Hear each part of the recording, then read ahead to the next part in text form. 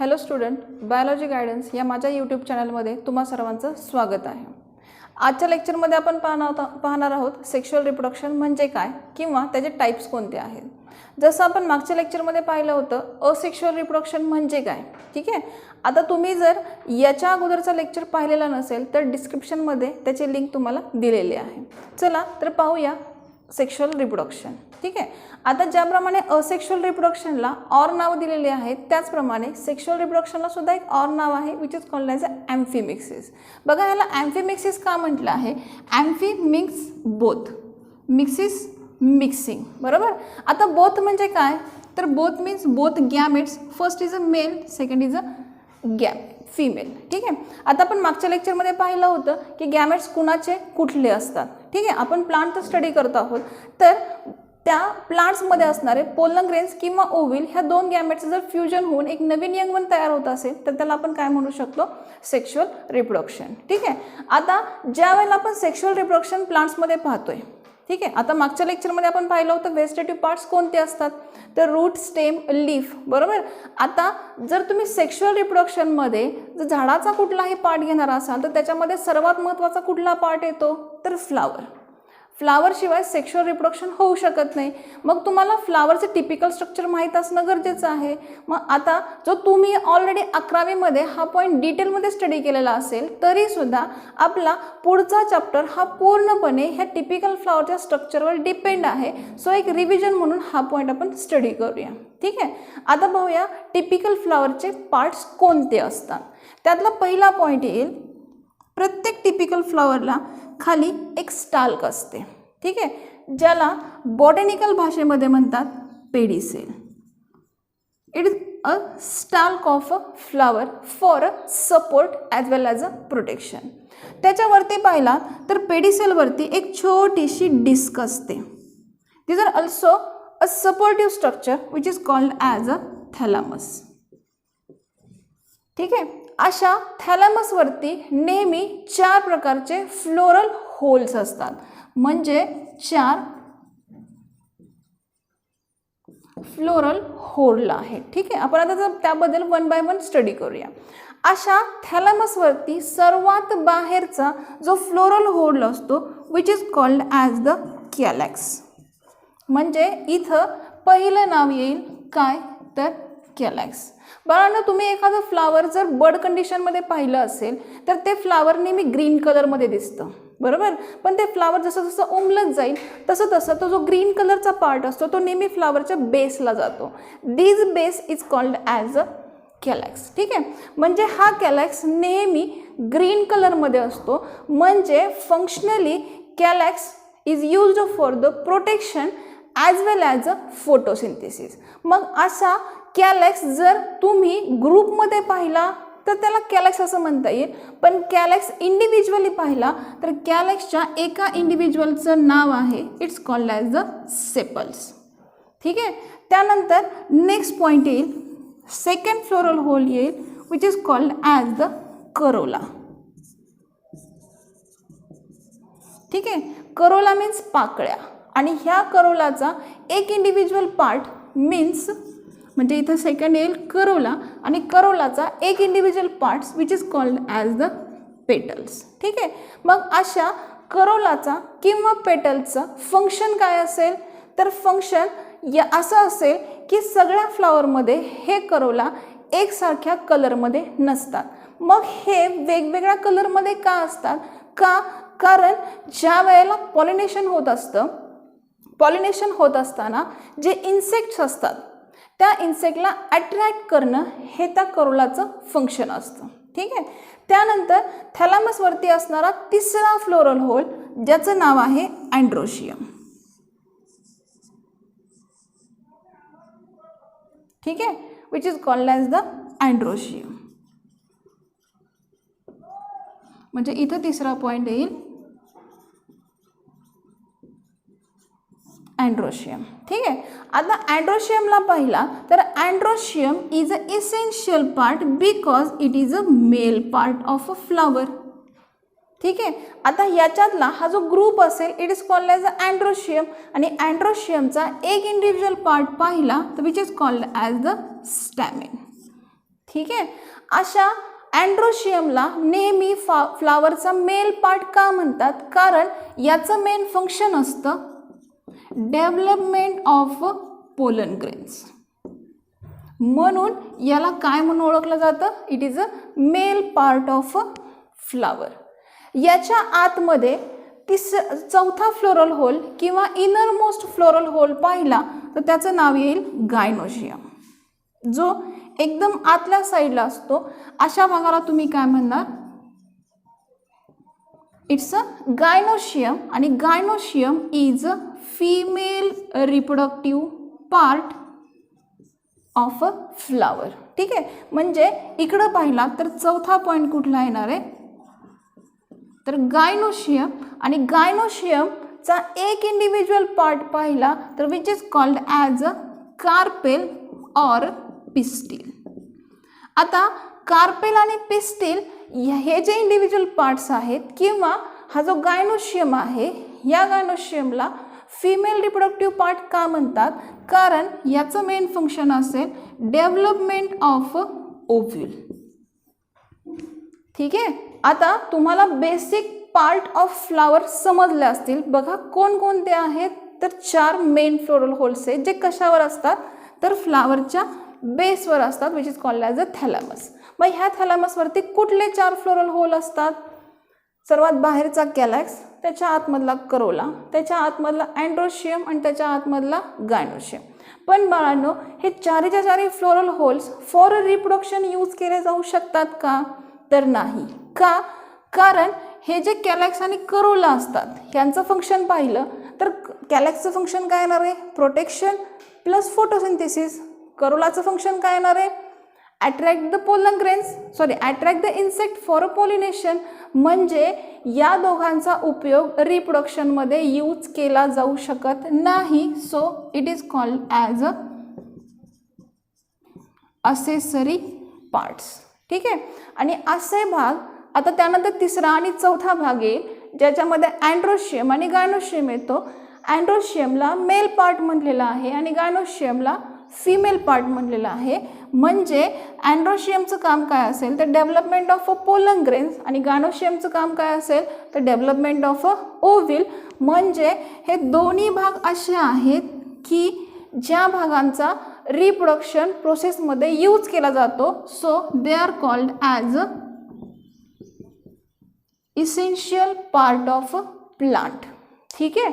आता याच्यानंतर आपण 1 by 1 पार्ट स्टडी करणार आहोत.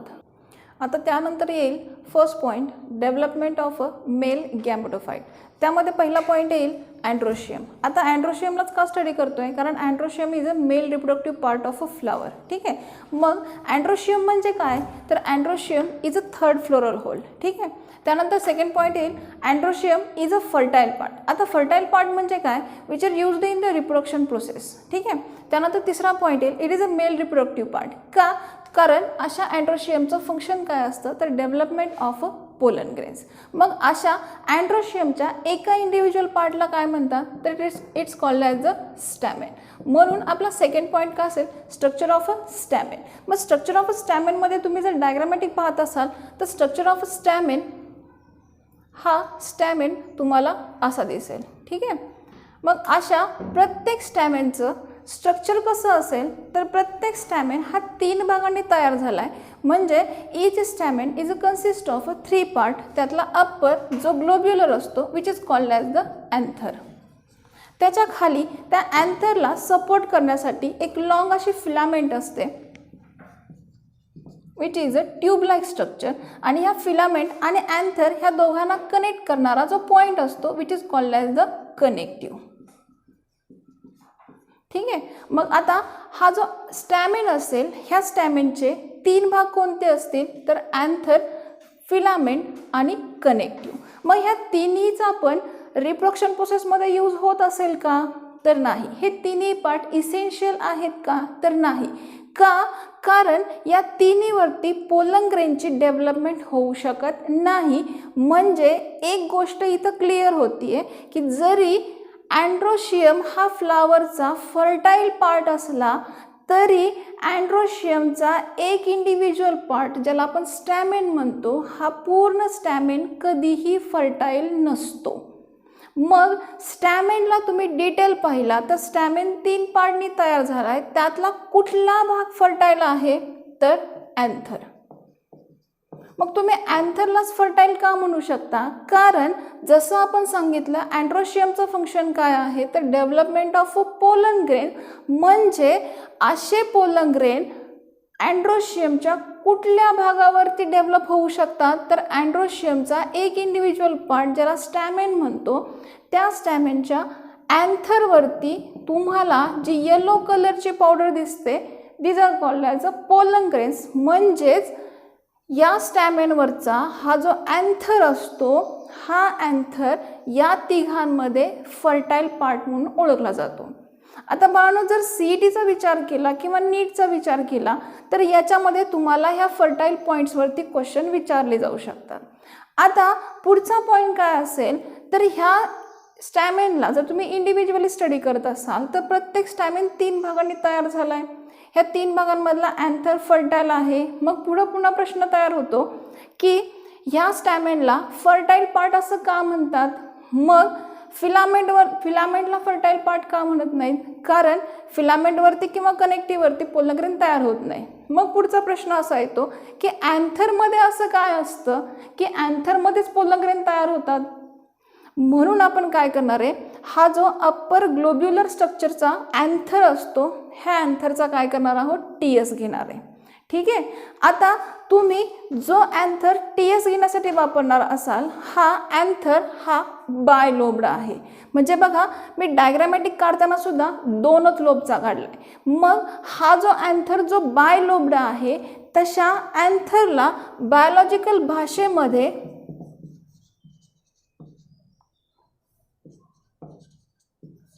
डायथेकस असं म्हटलं जातं किंवा ह्याचंच ऑर नेम बायथेकस असं सुद्धा असू शकतं.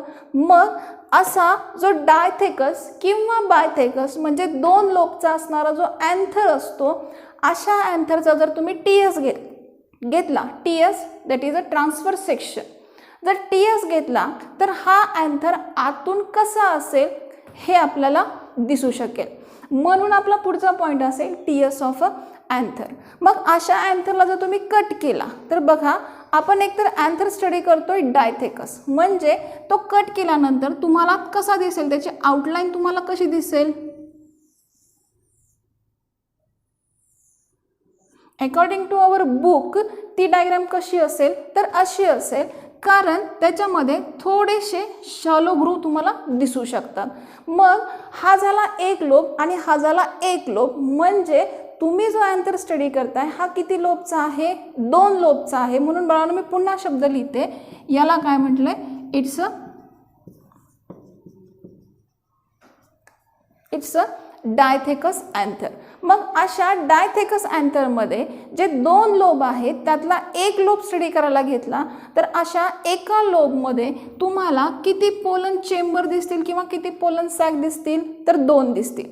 म्हणजे एका लोबमध्ये जर 2 पोलन सॅक असतील तर 2 लोबमध्ये किती पोलन सॅक आले? 4. बरोबर. म्हणजे इथं मिनिंग काय येणार आहे की जर तुम्ही एखादा डायथेकस अँथर स्टडी करत असाल तर असा डायथेकस अँथर हा नेहमी कसा असतो?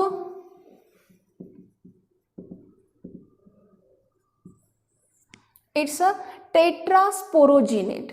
आता स्पोरोजिनेट म्हणजे काय तर पोलन सॅक, म्हणजे हे जे स्ट्रक्चर काढलेलं आहे it is called as a sac. बरोबर. आता याला सॅक का म्हटलंय? सॅक म्हणजे काय तर एखादी पिशवी जी काय करण्यासाठी वापरतात? स्टोअर करण्यासाठी. आता हा भाग आहे अँथरचा, मग ही जर सॅक असेल तर ही सॅक कशासाठी वापरणार तर for storage of a pollen grains. म्हणून ह्याचं नाव काय पडलंय तर इट्स अ पोलन सॅक. बरोबर. म्हणजे अशाच पोलन सॅकला बॉटॅनिकल भाषेमध्ये स्पोरोजिनिया असं म्हटलं जातं. म्हणून ह्याला ऑर नाव काय दिलेलं आहे तर टेट्रास्पोरोजिनेट. कारण टेट्रा मीन्स 4. म्हणजे तुम्ही जर डायथेकस अँथर स्टडी करत असाल तर प्रत्येक डायथेकस अँथरमध्ये तुम्हाला किती पोलन सॅक भेटणार आहेत? 4. म्हणून ह्याला प्रॉपर वर्ड काय येणार आहे? टेट्रास्पोरोजिनेट. आता ह्या दोन लोबमध्ये हा जो इथला मधला भाग असेल, या मधल्या भागामध्ये कुणाचं स्ट्रक्चर असेल, तर इट्स अ कनेक्टिव्ह. ठीक आहे. आता बाळांनो असा प्रश्न पडला असेल की अँथरला जर कट केला तर अँथर आतून पूर्णपणे हॉलो असतो का, तर नाही. तर ह्याचं स्ट्रक्चर तुम्ही पाहिलं तर हा जो अँथर आहे हा कट केला तर तुम्हाला याच्यामध्ये नंबर ऑफ लेअरच्या सेल दिसतील. म्हणजे इथं जर स्ट्रक्चर पाहिलं तर तुम्हाला मी हा जो रिकामा भाग काढलेला आहे, ह्या रिकामा भागामध्ये तुम्हाला सगळ्या सेलनी भरलेला रिजन दिसेल. पण आता आपण काय करणार, जर समजा तुम्हाला थेरॉटिकली ह्याच्यावरती 4 मार्कला क्वेश्चन विचारला, तर 4 मार्कला क्वेश्चनला तुम्हाला लिहायचं असेल आणि ही जर डायग्राम विचारली असेल तर डायग्राम काढताना तुम्ही जर ह्या सगळ्या सेल काढत बसला तर 3 तासामधला अर्धा तास इथंच निघून जाईल तुमचा. मग ह्याच्यावर उपाय म्हणून काय करू शकता, तर TS ऑफ अँथरमध्ये तुम्ही अशी एक आउटलाईन काढू शकता, त्याला लेबल देऊ शकता आणि तुम्हाला ज्या लेअर दाखवायच्या आहेत तिथे तुम्ही काय करू शकता, बघा हा जो पोलन सॅक आहे किंवा ही जी आउटर वॉल आहे, ह्या आउटर वॉलमध्ये हा जो मधला स्पेस असेल, या सगळ्या स्पेसमध्ये नंबर ऑफ लेयर्स आहेत, ज्याला आपण काय म्हणून ओळखणार आहे, these are called as the anther wall. मग ह्या अँथर वॉल आपण तिथं जवळून पाहू शकत नाहीये, म्हणून आपण काय करणार आहे, तर तेवढाच भाग आपण काय करणार आहे, सेपरेटली काढणार आहोत. ठीक आहे. मग इथं तुम्ही ज्या वेळेला हा भाग डिटेलमध्ये स्टडी करता त्यावेळेला हा जो अँथर असतो, हा अँथर तयार झालाय आर्चोस्पोरियल सेल्सपासून. म्हणजे ज्या वेळेला फ्लावर बड कंडिशनमध्ये असतं त्यावेळेला त्या फ्लावरच्या अँथरमध्ये नंबर ऑफ सेल असतात. त्या नंबर ऑफ सेल्सला ज्या इमॅच्युअर्ड असतात त्यांना काय म्हणले, आर्चोस्पोरियल सेल्स. त्या सेल्स पुन्हा डेव्हलप होतात आणि डेव्हलप होऊन त्याचे 2 भाग पडतात. त्यातल्या काही सेल्स मध्ये राहतात, त्यातल्या काही सेल्स कडेच्या साईडला येतात. ज्यामध्ये राहतात these are called as a sporogenous tissue आणि त्या सेल्स पुढे जाऊन मायक्रोस्पोर डेव्हलप करतात. Microspore that is a pollen grains. ठीक आहे. आणि त्यानंतर ज्या कडेच्या साईडच्या परायटल सेल्स असतात, ह्या परायटल सेल्स कशामध्ये कन्वर्ट होतात, तर अँथर वॉलमध्ये कन्वर्ट होतात. मग ह्या ज्या अँथर वॉल असतात, ह्या अँथर वॉल्स त्यांच्या फंक्शननुसार वेगवेगळी कामं करतात आणि त्याच्यानुसार त्यांची नावं दिली आहेत. मग आता बघूया ह्या अँथर वॉल किती प्रकारच्या असतात. त्यातली पहिली वॉल असेल इपिडर्मिस. आता ह्या इपिडर्मिसचं स्ट्रक्चर काढायचं झालं तर बघा आपण फक्त आउटलाईन काढणार आहोत. समजा ही जर अँथर वॉल असेल तर ह्या अँथर वॉलमध्ये सर्वात बाहेरची जी सिंगल लेअर असते, म्हणजे ही किती लेअरची, सिंगल लेअरची आहे, जी फ्लॅटन्ड सेलची तयार झाली आहे, आउटर वॉल आहे. सो हिचं फंक्शन काय असणार आहे, प्रोटेक्शन. मग ह्याचं नाव देऊया, ही कुठली आली, इट्स अ इपिडर्मिस लेअर. ठीक आहे. ह्याच्या आतमध्ये गेला तर एंडोथेशियम. सेकंड वॉल आहे, it is also a single layered but it consist of a parenchymatous cells. ठीक आहे. पण जर तुम्ही या एपिडर्मिसला या एंडोथेशियमला एपिडर्मिसशी कंपेअर केला तर ही एंडोथेशियम थोडीशी आतल्या साईडनी थिक असते. का, कारण ह्या प्रत्येक सेलमध्ये फायबरस तिथं स्टोअर्ड केला असतो, फायबर स्टोअर्ड केला असतो for a development of a pollen grains, for a support. ठीक आहे. मग अशा ही जी सेकंड वॉल आहे, जी सिंगल लेअरची आहे, हिचं नाव काय देणार आपण, इट्स अ एंडोथेशियम. बघा बाळांनो मी इथे एक एक का लिहून ठेवते, कारण ही सिंगल लेअर आहे. आता हिचं जर फंक्शन पाहिलं, जसं इपिडर्मिसचं फंक्शन काय होतं बाहेरच्या साईडला असल्यामुळं, तर प्रोटेक्शन. मग ह्याच्या आतमधली जी लेअर आहे, जी फायबरस थिकनिंगमुळं थोडीशी जाडसर दिसतीये, अशी जी लेअर असते, ही लेअर या शॅलो ग्रूव्जमध्ये सुद्धा असते. म्हणजे तुम्ही जर TS पाहिला तर TSमध्ये तुम्हाला छोटे छोटे खड्डे दिसत आहेत. ग्रूव्ज मीन्स छोटे छोटे खड्डे. या खड्ड्यामध्ये सुद्धा या वॉल्स प्रेझेंट असतात आणि ह्या वॉल्स सगळ्या पोलन सॅकला कव्हर करू शकतात. मग ॲक्च्युअली तुम्ही ज्या वेळेला फंक्शन पाहता त्यावेळेला हा जो पोलन सॅक असतो, ह्या पोलन सॅकमध्ये जे पोलन ग्रेन्स असतात, हे पोलन ग्रेन्स ज्या वेळेला मॅच्युअर्ड होतात, मॅच्युअर्ड झाल्यानंतर ही जी वॉल असते, ही वॉल डिहायसन्स होते.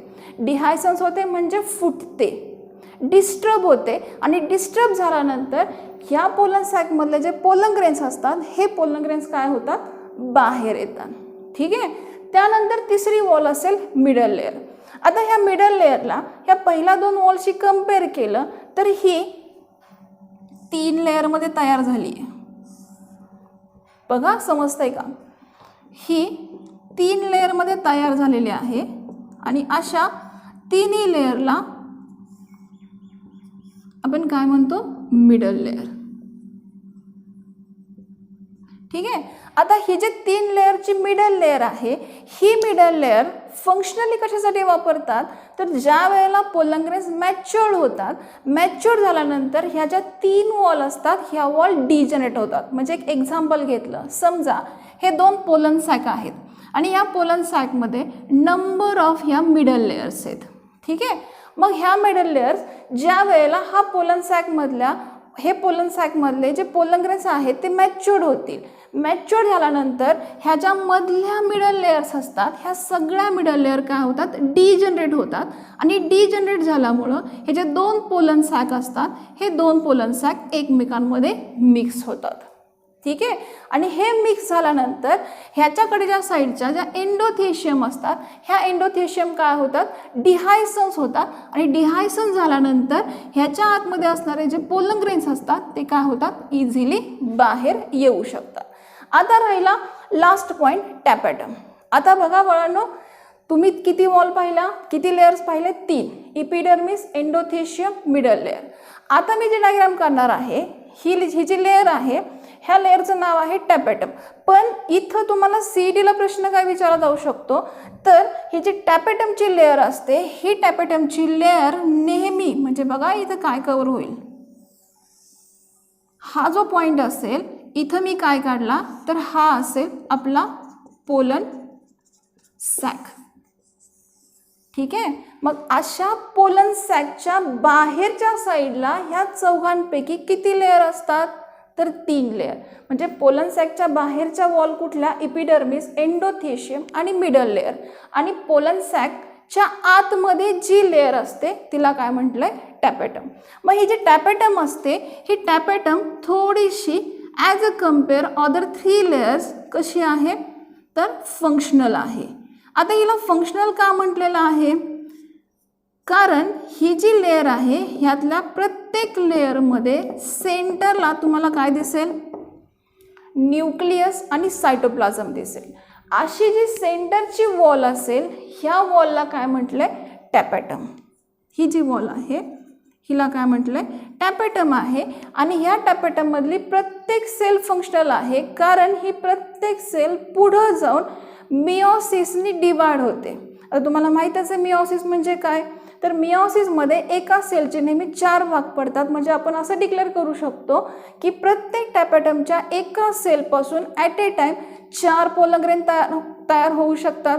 म्हणजेच ही जी टॅपेटमची वॉल असते जी पोलन सॅकच्या आतमध्ये असते, जिच्या प्रत्येक सेलमध्ये न्यूक्लियस आणि सायटोप्लाझम असतं, अशी टॅपेटमची प्रत्येक सेल मिओसिसनी डिवाइड होते. आणि मिओसिसनी डिवाइड झाल्यानंतर जे काय पोलन ग्रेन तयार होतात हे सगळे पोलन ग्रेन कुठं स्टोर्ड होतात, पोलन सॅकमध्ये.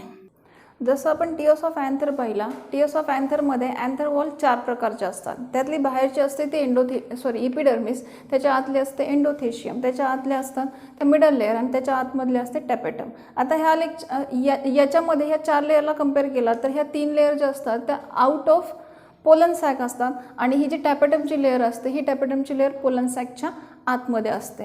ही सिंगल लेअरमध्ये आहे, ही सुद्धा सिंगल लेअरमध्ये आहे. ह्या मिडल लेअर आहेत ह्या 3 लेअरमध्ये आहेत आणि टॅपेटम आहे ती एक सिंगल लेअरमध्ये आहे.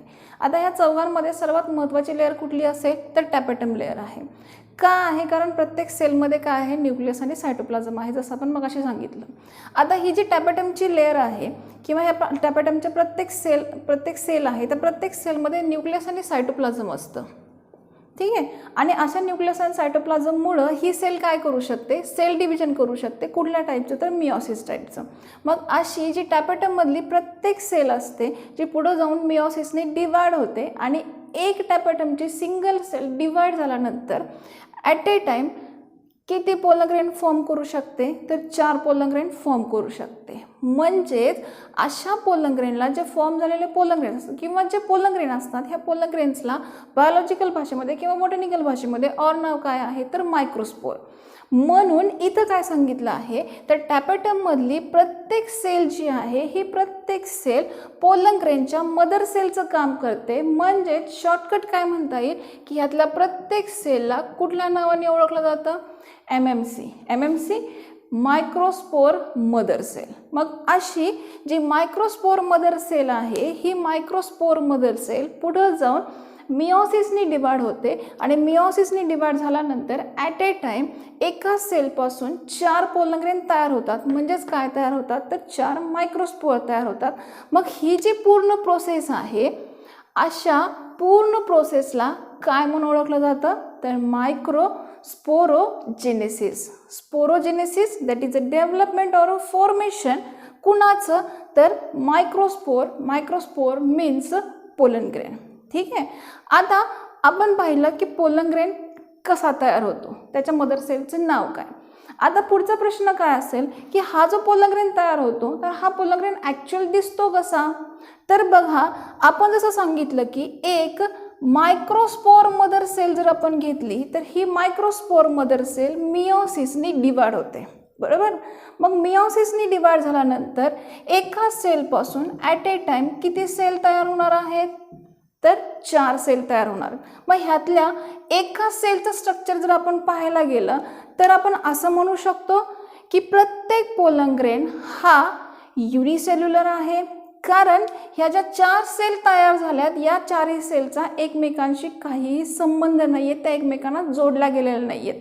ह्या 4ही सेल वेगवेगळ्या आहेत आणि ह्या 4ही सेल स्वतःचं अस्तित्व तयार करू शकतात. मग ह्यातली एक सेल आपण जर ॲज अ पोलन ग्रेन म्हणून स्टडी करत असेल, तर ह्या पोलन ग्रेन नेहमी कसा असतो, युनि न्यूक्लिएटेड आहे आणि युनिसेल्युलर आहे. ठीक आहे. मग अशा पोलन ग्रेनला बाहेरच्या साईडनी एका थिकेस्ट वॉलचं कव्हरिंग असतं, जिला म्हणतात एक्झाईन. अशी एक्झाईन कुणापासून तयार झाली आहे, तर it's called as a sporopollenin. बाळांनो, CETला ह्याच्यावर एकदा क्वेश्चन पडून गेलेला आहे. बघा पुन्हा सांगते, हा जो पोलन ग्रेन असतो, हा पोलन ग्रेन नेहमी युनिन्यूक्लिएटेड आणि युनिसेल्युलर असतो, प्लस तो बऱ्याच वेळेला येलोइश कलरमध्ये असतो. अशा प्रत्येक पोलन ग्रेनला बाहेरच्या साईडला एक थिकेस्ट वॉल असते. अशा थिकेस्ट वॉलला काय म्हणतात, एक्झाईन म्हणतात. आता ते बाहेरच्या साईडला आहे, म्हणजे याचं फंक्शन काय येणार आहे, तर प्रोटेक्शन करणं. ठीक आहे. अशी आउटर वॉल कशापासून तयार झालेली असेल, तर स्पोरोपोलेनिन. एक्झाईनच्या आतमध्ये गेला तर दुसरी येते एंटाईन. ॲज अ कम्पेअर एक्झाईन, ही एंटाईन थोडीशी थीन असते आणि अशी एंटाईन तयार झालेली आहे ती सेल्युलोज आणि पेक्टिन पासून. ठीक आहे. आता तुम्ही जर एक्झाईन आणि एंटाईनला व्यवस्थित पाहत असाल, तर ही जी एंटाईन आहे, ही एंटाईन कंटिन्यू आहे. ठीक आहे. पण एक्झाईनला पाहिला तर ही एक्झाईन मध्ये कुठंतरी इंटररप्चर्ड झाली. बघा डायग्राममध्ये पाहिला तर ही जी एक्झाईन आहे, ही एक्झाईन मध्येच कुठंतरी इंटररप्चर्ड झाली आहे आणि इंटररप्चर्ड झाल्यामुळं ह्या रिजनमध्ये काय फॉर्म झालाय, तर पोअर फॉर्म झालाय. पोअर दॅट इज छिद्र. ठीक आहे. मग अशा पोअरला त्यांनी नाव काय दिलेलं आहे, तर जर्म पोअर. आता इथं एक पॉइंट जो CETला विचारला जाऊ शकतो, तर असे जे पोअर्स असतात, असे शक्यतो डायकॉटमध्ये जास्तीत जास्त 3 असू शकतात आणि मोनोकॉटच्या पोलन ग्रेन्समध्ये हे जास्तीत जास्त 1च असू शकतात. बाळांनो, ह्याच्यावर CETला बऱ्याच वेळेला प्रश्न विचारला जातो की पोलन ग्रेन्स जर डायकॉटमध्ये असतील, तर अशा पोलन ग्रेन्सवरती किती पोलन जर्म पोर असले पाहिजे, तर जास्तीत जास्त किंवा कमीत कमी 3. ठीक आहे. म्हणून ह्याला एक कन्सेप्ट आहे which is called as a triporate. which is called as a triporate. आणि हा जो मोनोकॉट आहे ह्या मोनोकॉटच्या आतमध्ये किंवा मोनोकॉटवरती जे पोलन ग्रेन्स असतात ह्या पोलन ग्रेन्सवरती हार्डली किती जर्म पोर सापडू शकतात तर एकच. म्हणून ह्याला कन्सेप्ट आहे it is called as a uniporate. ठीक आहे. याच्यानंतर पाहिलं तर हा जो इनर वॉल आहे ही जी इनर वॉल आहे जिला आपण एंटाइन म्हणतो ह्या एंटाइनच्या आतमध्ये सेमी सॉलिड मॅट्रिक्स आहे जिला आपण म्हणतो सायटोप्लाझम.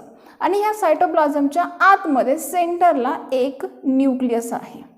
म्हणजे तुम्हाला स्ट्रक्चर ऑफ पोलन ग्रेन पाहायचं असेल तर स्ट्रक्चर ऑफ पोलन ग्रेनमध्ये जास्तीत जास्त तुम्हाला 5 नावं पाठ असणं गरजेचं आहे. कोणती 5 नावं तर बाहेरची एक्झाईन जी स्पोरोपोलिनने तयार झाली आहे, आतली एंटाइन जी सेल्युलोज आणि पेक्टिनने तयार झाली आहे. ही एक्झाईन कंटिन्यू नाही आहे सो काय फॉर्म करते जम्पोर. डायकॉटमध्ये 3 सो ट्रायपोरेट. मोनोकॉटमध्ये 1 सो युनिपोरेट. आणि एंटाइनच्या आतमध्ये सायटोप्लाझम आणि सायटोप्लाझमच्या आतमध्ये सेंटरला येईल न्यूक्लियस. असा तुम्हाला थेरॉटिकल पण क्वेश्चन विचारला जाऊ शकतो. फक्त डायग्राम देऊन लेबल पण विचारले जाऊ शकतात. अदरवाईज शॉर्ट नोट विचारतील. अदरवाईज तुम्हाला CETला ह्याच्यावरती एक्झाइन एंटाइन कशापासून तयार झाली ह्याच्यावर देखील प्रश्न विचारला जाऊ शकतो. आता ह्याचा पुढचा पॉईंट काय असेल की हा जो पोलन ग्रेन असतो हा पोलन ग्रेन डेव्हलप कसा होतो. आता बघा बाळांनो आपण काय पाहिलं होतं टियर्स ऑफ अँथर पाहिला. टियर्स ऑफ अँथरमध्ये ही जी वॉल असते जी पोलन सॅकच्या आतमध्ये असते जिचं नाव आहे टॅपेटम. ही जी वॉल असते ही वॉल मिओसिसनी at a time 4 pollen grain तयार करते. ठीक आहे. म्हणजे हे पोलन ग्रेन कुठं असतात तर पोलन सॅकच्या आतमध्ये असतात. मग पोलन सॅकच्या आतमध्ये असणारे पोलन ग्रेन जर तुम्ही पाहिले तर ते असे दिसतात. मग ज्या वेळेला ह्यांची डेव्हलपमेंट सुरू होते त्यावेळेला हे कुठं असतील तर पोलन सॅकच्या आतमध्ये असतात. म्हणजे ज्या वेळेला एखादा पोलन ग्रेन डेव्हलप व्हायला सुरुवात होते त्यावेळेला त्याचं पॉलिनेशन झालेलं नसतं कारण तो पोलन सॅकच्या आतमध्ये असतो. म्हणून त्या स्टेपला काय म्हटलेलं आहे बिफोर पॉलिनेशन किंवा आपण असं म्हणू शकतो इन पोलन सॅक. ठीक आहे. अशा पोलन सॅकच्या आतमध्ये हा जो पोलन ग्रेन असतो हा ज्यावेळेला डेव्हलप व्हायला सुरुवात होते त्यावेळेला हा जो पोलन ग्रेन असतो हा पोलन ग्रेन डिवाइड होतो बाय मायटॉसिस. ठीक आहे. म्हणजे हीच डायग्राम तुम्हाला पुन्हा बघायला भेटेल. हा जम्पोर, ही एक्झाइन, हा जम्पोर. ठीक आहे. आणि ह्याच्या आतमध्ये असणारं सायटोप्लाझम. ठीक आहे. ही जी सिंगल सेल आहे जिथं आपण सांगतो की हा पोलन ग्रेन कसा आहे युनिसेल्युलर आहे. ज्यावेळेला याची डेव्हलपमेंट सुरू होते डेव्हलपमेंट सुरू असताना पहिल्यांदा हा मायटॉसिसनी डिवाइड होतो. ठीक आहे. मग एक मायटॉसिस झाल्यानंतर ही जी सिंगल सेल असते ही सिंगल सेल 2 अनइक्वल सेलमध्ये डिवाइड होते. आता बघा ह्याला अनइक्वल का म्हटले कारण त्यातली एक सेल मोठी आहे आणि एक सेल छोटी आहे. आता ज्या वेळेला तुम्ही मोठी सेल पाहता ही जी मोठी सेल आहे हिचं नाव आहे ट्यूब सेल किंवा it is also called as a vegetative cell. ठीक आहे. आणि दुसरी जी आहे जी लहान आहे स्मॉल आहे थीन आहे which is called as a generative cell. आता बाळांनो तुम्हाला लक्षात काय ठेवायचं आहे तर ह्यांच्यामध्ये असणारे न्यूक्लियस कोणते. आता ही जी मोठी सेल आहे जिचं नाव आहे ट्यूब सेल किंवा व्हेजिटेटिव्ह सेल अशा मोठ्या सेलमध्ये नेहमी एक छोटंसं न्यूक्लियस असतं. आणि ही जी छोटी सेल आहे जी स्मॉल आहे थीन आहे जिच्यामध्ये नंबर ऑफ व्हॅक्युल्स आहेत फूड मटेरियल देखील स्टोअर्ड केलेलं असतं अशा जनरेटिव्ह सेलमध्ये नेहमी एक लार्ज न्यूक्लियस असतं. ठीक आहे. मग आता ह्यांची नावं लक्षात कशी ठेवायची तर हे जे सेल आहेत ह्या सेलचे नाव त्या न्यूक्लियसला दिलेलं आहे. म्हणजे ह्या न्यूक्लियसचं नाव काय असणार इट्स अ ट्यूब न्यूक्लियस और ह्याला काय म्हणणार तुम्ही व्हेजिटेटिव्ह न्यूक्लियस. आणि ह्याचं नाव काय असणार आहे इट्स अ जनरेटिव्ह न्यूक्लियस. ठीक आहे. अशा असं जे स्ट्रक्चर असेल जे बिफोर पॉलिनेशन, जे पोलन सॅकच्या आतमध्ये असतं, जे बाय मायटॉसिस 2 अनइक्वल सेलमध्ये डिवाइड होतं, म्हणून या स्ट्रक्चरला कसलं स्ट्रक्चर म्हटलं? 2 सेल्ड पोलन ग्रेन स्ट्रक्चर असं म्हटलेलं आहे. ठीक आहे. मग असा पोलन ग्रेन ज्या वेळेला पोलन सॅकमध्ये तयार होतो त्यावेळेला जी मिडल लेअर असते, जी एंडोथेशियम असते, ती डिहायसन्स होते, ती मर्ज होते आणि मर्ज होऊन हा जो पोलन ग्रेन असतो तो 2 सेलचा असतो. असा पोलन ग्रेन अँथरच्या बाहेरच्या साईडला येतो आणि अँथरवरती आल्यानंतर, अँथरच्या बाहेरच्या वॉलवर आल्यानंतर अशा 2 सेल्ड पोलन ग्रेनचं पॉलिनेशन होतं. आता पॉलिनेशन म्हणजे काय तुम्हाला माहिती आहे? Transfer of pollen grain from anther to stigma. Stigma is a part of a gynoecium. Gynoecium is a female part of a flower. म्हणजे जर तुमच्या अजूनही लक्षात येत नसेल तर एक लक्षात घ्या, आपण मगाशी एक पॉईंट पाहिला होता, गायनोशियम. एक गायनोशियमचं स्ट्रक्चर पाहिलं होतं, बरोबर. गायनोशियमचं एका इंडिव्हिज्युअलला काय म्हणतात? कार्पेल. कार्पेलचे 3 भाग कोणते असतील तर स्टिग्मा, मधली येईल स्टाईल, नंतर येईल ओव्हरी आणि ओव्हरीच्या आतमध्ये असतो कोण? तर ओव्हिल. मग ह्या ओव्हिलची डेव्हलपमेंट होते म्हणून हा पार्ट कुठला येणार आहे? तर इट्स अ फिमेल पार्ट. ठीक आहे. अशा स्टिग्मावरती हा पोलन ग्रेन उडून पडतो. आता हा जो स्टिग्मा असतो, हा स्टिग्मा ह्या पोलन ग्रेनला कॅच करतो. का कॅच करतो? कारण हा जो स्टिग्मा असतो हा फिदरी असतो किंवा ह्याच्यावरती शुगरी मटेरियल असतं, म्हणजे थोडंसं स्टिकी मटेरियल असतं. मग आता बघा, जर हा 2 सेल्ड पोलन ग्रेन पॉलिनेट झाला तर पॉलिनेट झाल्यानंतर हा 2 सेल्ड पोलन ग्रेन कुठं जाऊन पडणार आहे? तर स्टिग्मावरती. आता जर हा स्टिग्मावर पडला, समजा आपण ही डायग्राम थोडीशी जवळून पाहिली, समजा हा स्टिग्मा असेल. ठीक आहे. अशा स्टिग्मावरती जर समजा हा 2 सेल्ड पोलन ग्रेन येऊन पडला, बघा हे असणार ह्याच्यावरचे जम्पोर, ही असणार एक्झाईन जी इंटररप्चर्ड आहे. एंटाईन ह्याच्या आतमध्ये असणारा 2 सेल्ड पोलन ग्रेन, ज्याच्यामध्ये एक मोठं न्यूक्लियस आणि एक छोटं न्यूक्लियस, ज्याचं नाव आहे ट्यूब न्यूक्लियस आणि ह्याचं नाव आहे जनरेटिव्ह न्यूक्लियस. आता ज्या वेळेला ह्या पोलन ग्रेनचं पॉलिनेशन होतं, पॉलिनेशन झाल्यानंतर हा जो रिजन असेल हा काय असणार आहे? स्टिग्मा. ठीक आहे.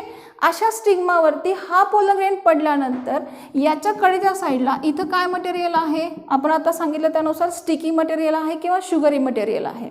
मग हे जे सगळं शुगरी मटेरियल असतं, हे जे स्टिकी मटेरियल असतं, हे सगळं मटेरियल त्या एंटाईन आणि एक्झाईनमधून आत घुसायला सुरुवात होते, बरोबर. म्हणजे ते ॲब्सॉर्ब केलं जातं आणि ॲब्सॉर्ब केल्यानंतर इथं जे सायटोप्लाझम असतं, हे सायटोप्लाझम काय होतं? इन्क्रीज होतं. आणि इन्क्रीज झाल्यामुळं ही जी एंटाईन असते, ही एंटाईन काय करते? प्रेशराईज होते, बरोबर. मग ही जी एंटाईन असते, ह्या एंटाईनवरती सायटोप्लाझम इन्क्रीज झाल्यामुळं आतल्या साईडनी प्रेशर येतं आणि ती बाहेर पडण्याचा प्रयत्न करते. पण बाहेरून एक्झाईनचं कव्हरिंग असतं, पण एक्झाईन हे कंटिन्यू नाही आहे. एक्झाईन मध्ये मध्ये इंटररप्चर्ड झाले आणि मध्ये मध्ये जम्पोर फॉर्म झालेत. अशा जम्पोरमधून ही जी एंटाईन असते त्या सायटोप्लाझमच्या प्रेशरमधून बाहेर येते आणि बाहेर आल्यानंतर इथं एक छोटीशी ट्यूब फॉर्म होते. ठीक आहे. अशी ट्यूब जी कुठून फॉर्म झाली आहे? जम्पोर पासून फॉर्म झाली आहे, म्हणून हिचं नाव काय येणार आहे? It's called as a jump tube. आता ही ट्यूब फॉर्म झाल्यानंतर सर्वात पहिल्यांदा जे सायटोप्लाझम एक्स्ट्रा झालेलं आहे ते सगळं सायटोप्लाझम काय होणार आहे? जम्प ट्यूबमध्ये एंट्री करणार आहे. एंट्री करत असताना ह्या 2 सेलमध्ये ही जी वॉल असते, ही वॉल काय होते? डिजनरेट होते, रिमूव्ह होते, निघून जाते.